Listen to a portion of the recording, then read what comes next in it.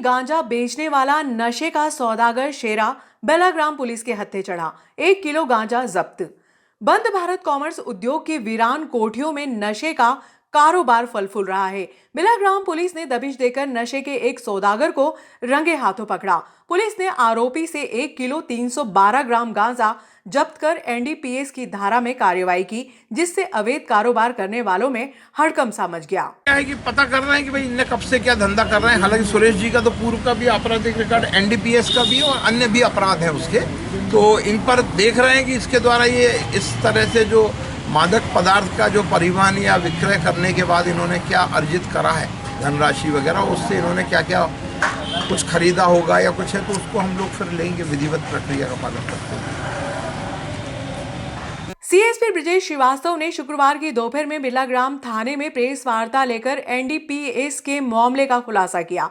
CSP Srivastava ने बताया कि बंद पड़े भारत कॉमर्स उद्योग की वीरान कोठियों में लगातार नशे के कारोबार की सूचना मिल रही थी, जिसको लेकर बेलाग्राम टीआई जितेंद्र पाटीदार को टास्क दिया गया था।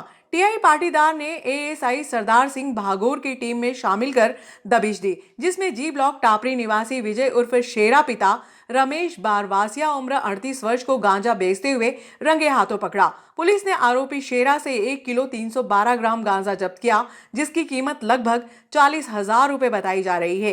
प्रारंभिक पूछताछ में शेरा से गांजा ई ब्लॉक टापरी निवासी सुरेश उर्फ जी पिता मोहनलाल बामनिया से खरीदना बताया। बेलाग्राम पुलिस ने शुक्रवार को शेरा की निशानदेही पर सुरेश को पकड़ने के लिए दबिश दी, लेकिन सफलता नहीं मिली। बेलाग्राम पुलिस ने शुक्रवार को आरोपी को उज्जैन न्यायालय में पेश किया। इसी क्रम में पुलिस ने गुरुवार को सी ब्लॉक पिपलेश्वर मंदिर के पास से विजय पिता भगवान सिंह शेखावत से 17 क्वार्टर अवैध शराब जब्त कर आबकारी अधिनियम में कार्रवाई की। तो मैं दोनों थाना प्रभारी से बात करूंगा, तीनों से अपन कार्रवाई करेंगे। जब जंगल में तलाश कर सकते हो तो किराने की दुकान पे क्यों नहीं करेंगे। थोड़ा सा इसमें हमको जनता का भी सहयोग ले लेंगे हम। सर आम जनता की बस यही है कि इस तरह से मादक पदार्थ का विक्रय या परिवहन हो रहा, आपकी जानकारी में उसकी सूचना आपको पुलिस थाने में देना चाहिए या मेरे को देना चाहिए, और बनते कोशिश आप थाना प्रभारी को व्यक्तिगत रूप से फ़ोन से या व्यक्तिगत रूप से मिलके दे सकते हो। नाम गुप्त रहेगा और उसमें अगर अधिकारी चाहेंगे, मतलब अगर आपकी सूचना सटीक निकली तो उसमें वरिष्ठ अधिकारी के द्वारा सम्मानित भी किया जा सकता है, वो गोपनीय रहेगी। इसमें क्या है, इससे एक दूसरे का भला ही होगा ना अगर कोई जानकारी देगा। महामंडलेश्वर वर्षा नागर गुरुवार की शाम को दशहरा मैदान स्थित शिव हनुमान मंदिर में दर्शन लाभ लेने के लिए पहुंची। कर लीजिए, आप स्वागत कर लीजिए। ये एक बात मंदिर है जहाँ पर दो हनुमान जी की मूर्ति है। रूपा एक अर्वाचीन एक और 100 साल के पुराना मंदिर है, बहुत छोटी, मतलब बहुत छोटी भी आगे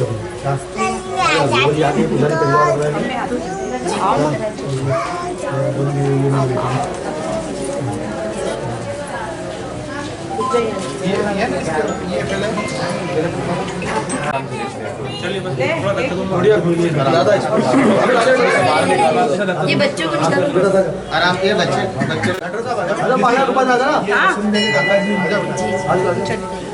खुशी आ जाओ।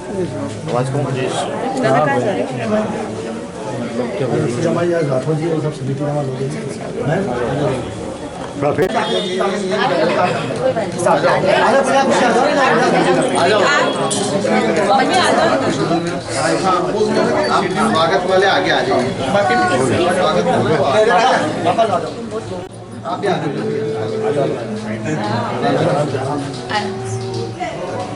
जय जय।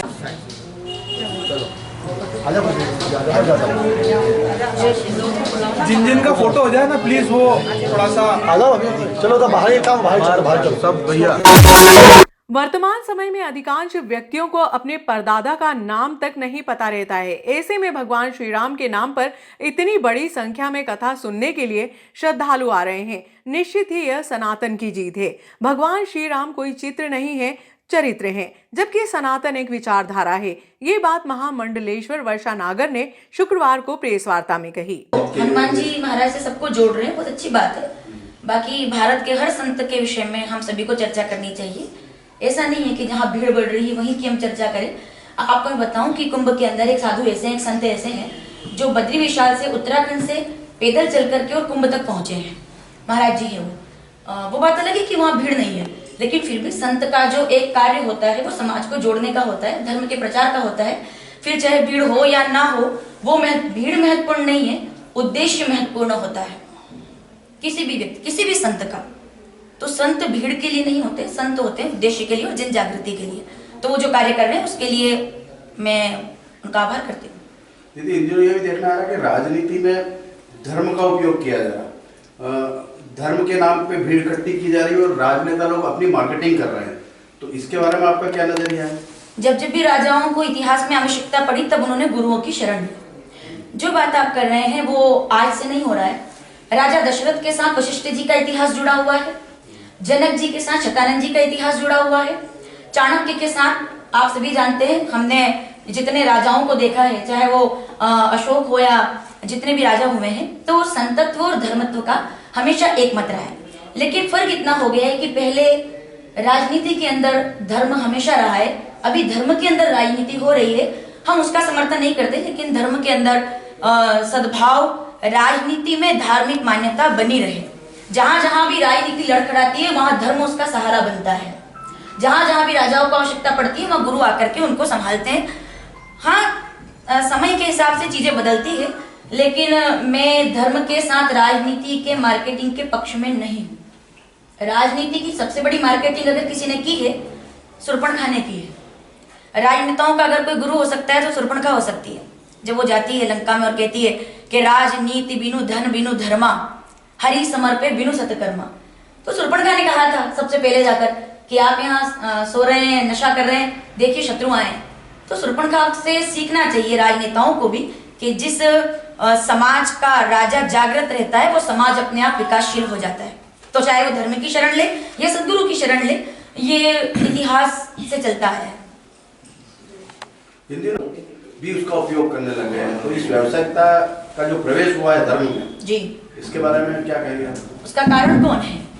अगर मैं आपसे पूछती हूँ कि आज अगर कोई संत है, पहले जिस संत के पास जितनी कम भीड़ होती थी और जितना कम धन होता था वो बड़ा माना जाता था, वो अपनी साधना से महान माना जाता था। आज संत साधन से महान माने जाते हैं। संत कोई भी बड़े हो, आज अगर आपके बीच में पैदल चलकर आ जाएंगे तो लोग पूछेंगे भी नहीं, और अगर वही वो लग्जरी कार में आएंगे, व्यवस्थाओं में आएंगे, तो लोग हाथ जोड़ेंगे। इसके लिए संत जिम्मेदार नहीं, इसके लिए जिम्मेदार है वो लोग जो प्रदर्शन देख करके प्रसन्न होते हैं। संत का जो भाव होता है वो होता है समाज के अंदर उतरना। संत आज या कल के नहीं है, युगों युगों से हैं। मैं व्यावसायिकता के विषय में कहना चाहूंगी कि भागवत कथा या राम कथा मोक्ष का साधन है, व्यापार करने का नहीं।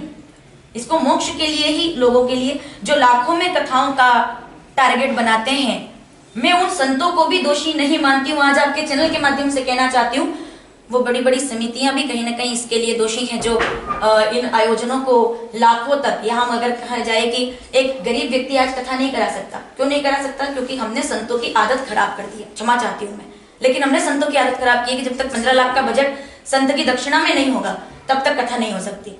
तो मुझे ऐसा लगता है कि कथा सबसे बड़ी वो थी जब सुखदेव जी ने राजा परीक्षित को कथा सुनाई थी, वो सबसे बड़ी कथा थी। शंकर जी ने पार्वती जी को कथा सुनाई थी, वो सबसे बड़ी कथा थी। आज नागदा में कथा हो रही है। मैं आपको बता दूं, शाम परिवार के आयोजन के तत्वाधान में जिस प्रकार का आयोजन आप देख रहे हैं, चाहे ये आपको धन से विभवशाली लग रही होगी, लेकिन ये मेरा अनुभव है कि ये कथा धन की नहीं, लोगों के सच्चे मन की कथा है। लगभग 1 महीने पहले से लोग भाग दौड़ कर रहे हैं, लोगों को जोड़ रहे हैं। जहाँ पैसा होता है, जहाँ धन होता है, वहाँ मन नहीं होता कई बार। लेकिन इस कथा में हमने देखा है कि पूरे मन से हर व्यक्ति इस कथा में जुड़ा है। और मैं नागदा की कथा को अयोध्या के राम मंदिर की तरह देखती हूँ कि जिस प्रकार से अयोध्या के राम मंदिर में लोगों ने 10-10 रुपए पहुंचाए थे, शाम परिवार ने मोहल्ले मोहल्ले में जोड़ करके लोगों को इस कथा को राम मंदिर की तरह विशेष बना दिया है। भारत का जो राजा 2014 के पहले कितनी बार अयोध्या को देखा था हमने?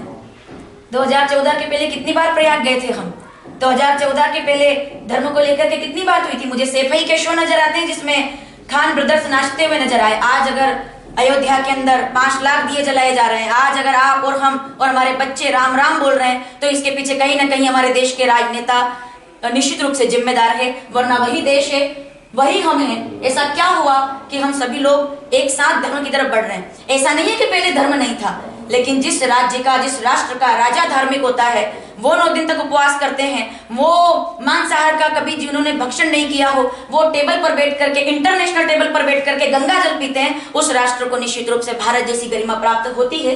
राजा अगर सात्विक है तो प्रजा, मैं आपके इस प्रश्न का वैदिक जवाब देती हूँ, जथा राजा तथा प्रजा, जैसा राजा होता आपकी है। बात आधार पे तो हम सही मान सकते हैं, लेकिन एक देश के आधार पर देश की प्रगति के लिए बहुत सारे मूल तत्व चाहिए। सिर्फ धर्म से ही देश आगे नहीं बढ़ सकता। राम मंदिर बना, बहुत खुशी की बात है, बहुत वैभवशाली बना, लेकिन उसके स्थान पर अगर जन जन के जो दैनिक कर्म है और जो दैनिक उपयोग की वस्तु है, जो उनको हमेशा आवश्यकता होती है, अगर उसके कोई प्रकल्प सार्थक होते हैं तो हम मानते हैं कि देश और गति से आगे बढ़ता। बार बार अभी 22 जनवरी को हमने इसे उत्सव की तरह मनाया, फिर लाखों करोड़ों का खर्च। क्या मानती है आप? कभी आप उत्तर प्रदेश के लखनऊ में जाएंगे तो वहाँ के बड़े बड़े हाथी देखिएगा, बड़ी बड़ी मूर्तियाँ देखिएगा, वो बगीचा देखिएगा जो एक पार्टी में, पार्टियों का जिक्र नहीं करती हूँ, पार्टी विशेष के द्वारा बनाए गए हैं।